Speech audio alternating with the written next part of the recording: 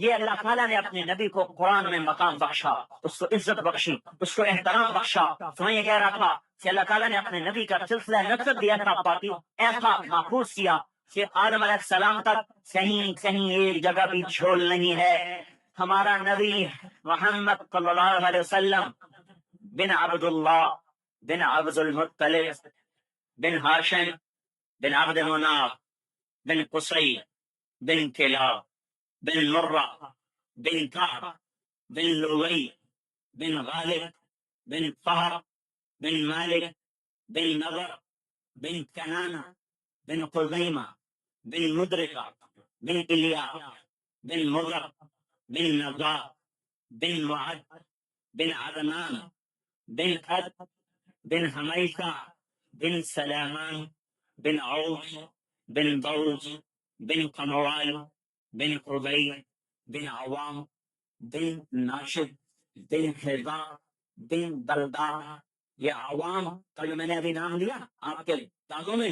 اس کا اور سلیمان علیہ السلام کا زمانہ ایک ہے۔ بن ناشد بن حذا بن بلدہ بن یدلا بن طابق بن جاہم بن ماہی بن عیقی بن عبقر بن عبید بن الدعاء۔ الدعاء وہ سردار ہے جس نے نیزے کا ہتھیار دریافت کیا، بن حمدان بن سمبر بن یسربی بن یحزن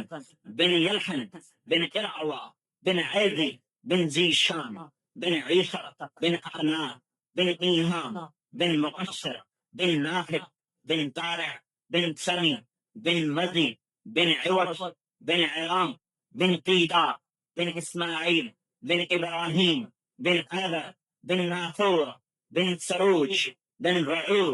بن فائج بن عابر بن ارفخشاد بن سام بن نوح بن لامک بن متوشالح بن ادریس بن یارو بن ملہلتی بن قینان بن آنوش بن شیش اور بن آدم علیہ السلام۔ 80 میں 10,000 سال پیچھے تک آپ کو لے گیا ہوں۔ ہمارے نبی سے لے کر آدم علیہ السلام تک یوں سلسلہ نسب چلتا چلا جا رہا ہے۔ ایسا کسی نبی کا سلسلہ نسب محفوظ نہیں ہے۔ آپ کی زندگی محفوظ، آپ